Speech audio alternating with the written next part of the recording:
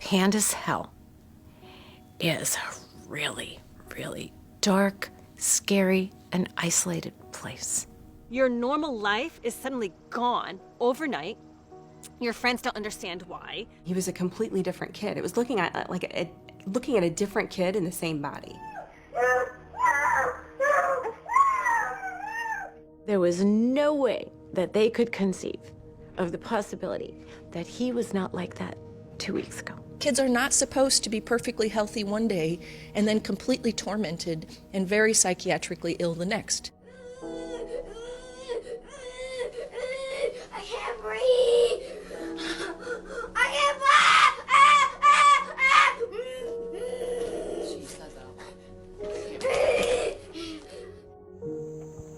PANDAS, it stands for Pediatric Autoimmune Neuropsychiatric Disorders Associated with Strep.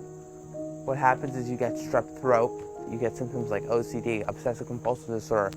It's a horrible thing to have and more people should know about it. Mom, make it stop. Mom, please help me. A 7-year-old child should not be telling you this. He couldn't do anything but just stand there and be helpless. Raging at us because she was starving. Points pulling her hair out. I want to die, Daddy. I can't think right.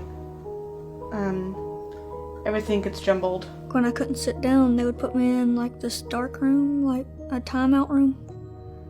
And I couldn't eat, and they were serving fried catfish that night. And I couldn't eat it, and that was my favorite food. Kids with pandas, they don't leave their bedroom sometimes. They can't leave their house. They've given up playing with their friends. They are psychiatric cripples. It's tragic when a child has pandas. People say, your child doesn't have pandas, it doesn't exist. So they give them all kinds of psychiatric drugs, which makes them even worse and worse and worse. Zoloft, Prozac, Lamictal, Cymbalta. When's it going to kick in? When's it going to work? And I think now that we look back, that was a big clue.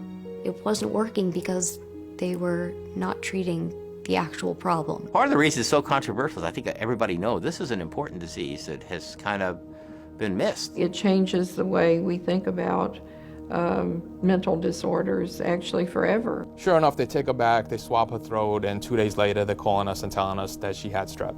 And we were like, that's too much of a coincidence. You have a choice between doing a throat culture and treating it when positive, or consigning a child to an entire lifetime of mental illness. Yes, I think that's irresponsible. Who's here for our kids? We're lacking doctors.